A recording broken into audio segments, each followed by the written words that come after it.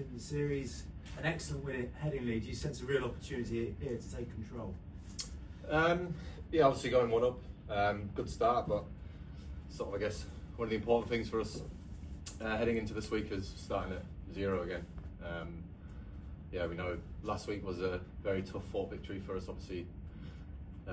Long 5 days, so yeah, just about, you know, as I say, getting back to 0 and going again, and obviously focusing on trying to get the win here. It was another big run chase, your second highest in tests ever. What does that do for the confidence of the group and the belief going forward? Yeah, I think we're confident in our abilities to be able to, you know, go out and chase runs on the board when we have to bat in the 4th innings.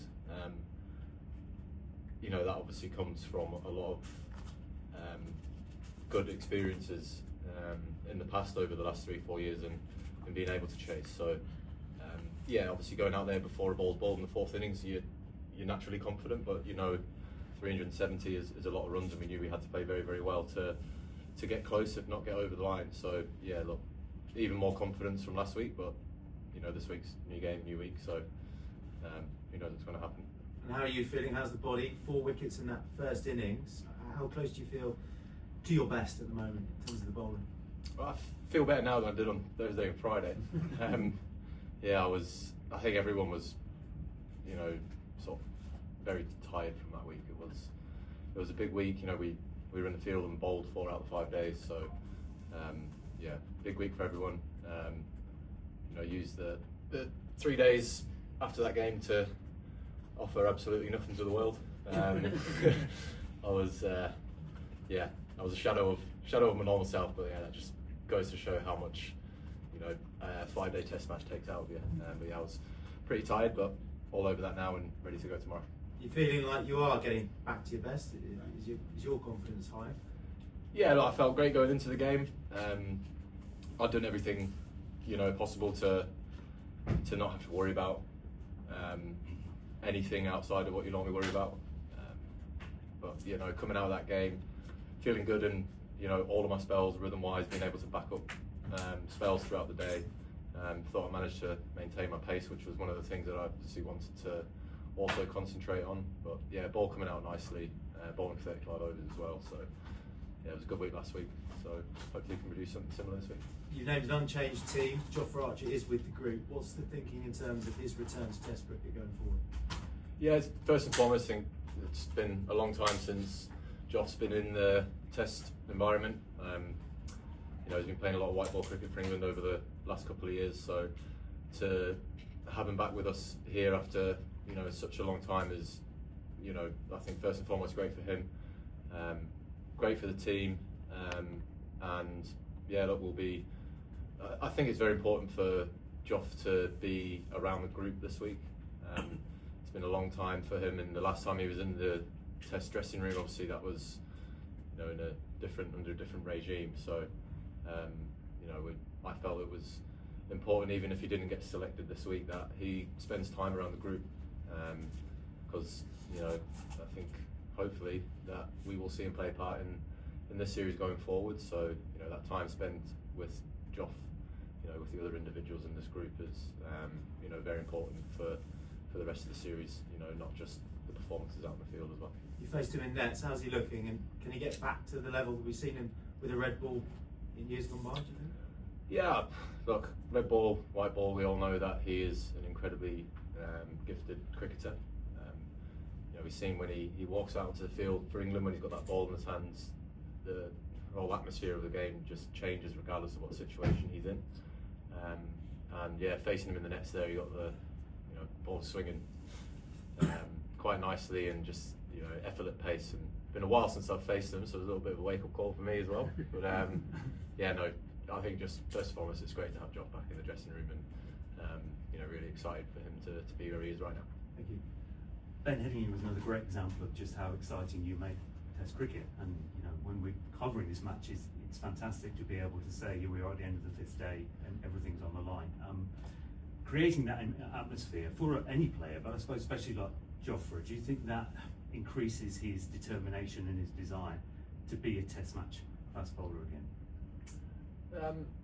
Look, I know Joff obviously a lot better than you guys sat down here.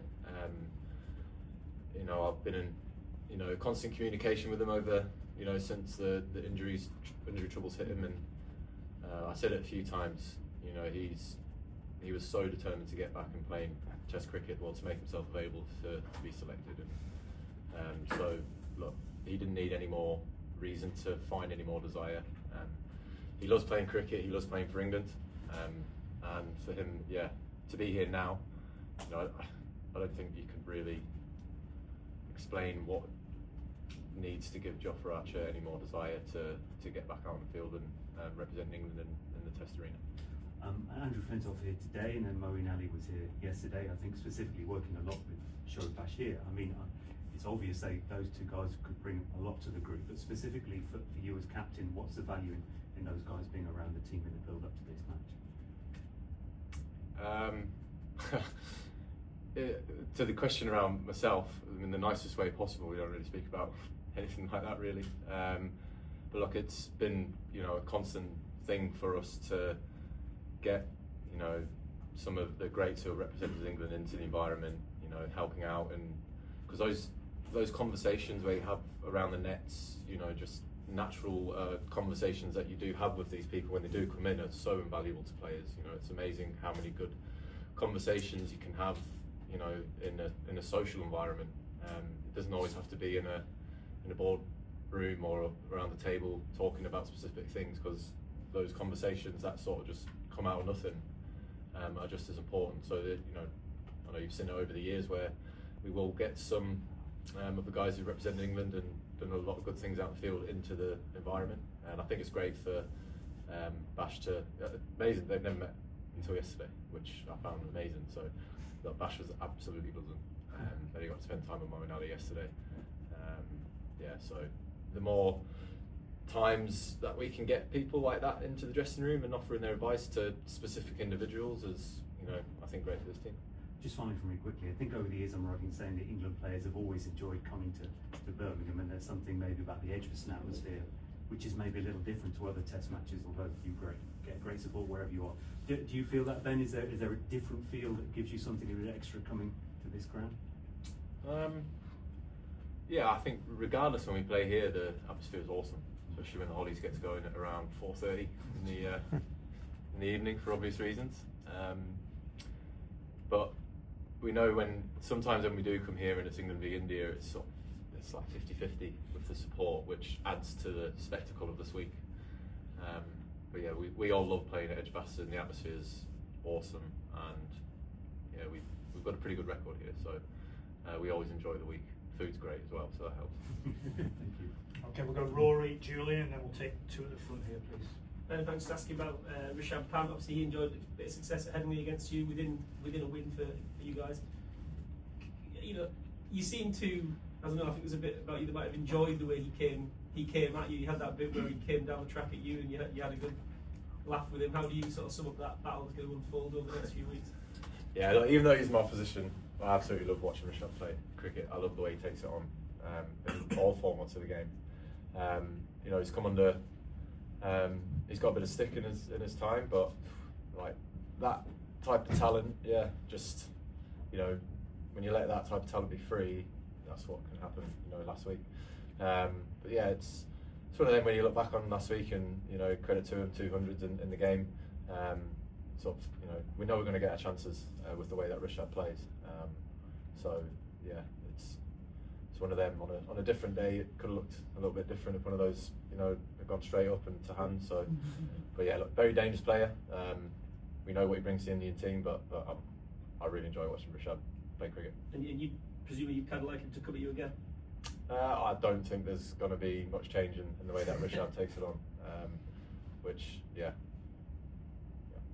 Julian? Yeah, obviously it's relatively new look into your side. Having played a game against them now, what do you make of them overall as a team? What are you expecting from them this week? Good team, and they always fight hard, come hard, very passionate team. I think it's pretty clear that the there's always pressure on shoulders of international sportsmen, but playing for India, especially in cricket, you know, there's probably a bit more on any other nation. So yeah, look, very proud nation. Don't take anything for granted from last week. As I said, you know, we start at 0 again, and yeah, we tried put in a performance that hopefully can take us 2-0 for the series. Thank you. And finish off these two here. Go ahead. Ben, like to get your opinion regarding this India strategy of declaring prior to the series that Bumrah will play 3 test matches. As an opponent team, while making a game plan for this series, does this announcement made things easier for you guys comparatively if they have probably did not announce and keep you guys guessing which match he will play and which match he won't? That's India's problem to deal with. I'm captain of England. Let India decide what they want to do and what they want to say publicly. Thank you. And last one here, please. When you talked about a long week last week, managing the fast bowlers on this type of tracks when you're expecting to play all 5 days back to back. So how do you do that? How do you keep them going? Because there's a lot of talk about in Indian camp about workload management and keeping and how do you see the pacers playing a role going forward in the series on this kind of tracks? Yeah, like I think the time off in between games is so important. That's where you recharge your body, where you get yourself back into a position to feel fresh again. You know, we went all the way to the end of last week, and the most important thing for us as a group, and obviously for the bowlers in particular, because it was a tough week, was getting them come Wednesday that they're fresh. You know, so we had training on Sunday scheduled, but because we bowled so much and we'd spent so much time in the field, that you know, we felt that extra day off was the most important thing to make sure that when we turn up on Wednesday that we're not too overcooked again. Bowlers bowled their overs in the field for a long time, so yeah, look, as much as training is where you know, always try and get yourself better, like, you know, time off and recharging the batteries and getting the body fresh again, that should never ever be underestimated, especially in a 5-match series. In particular when games 2 and 3 are back to back, there's not much time off in between those, so you've got to use your time wisely.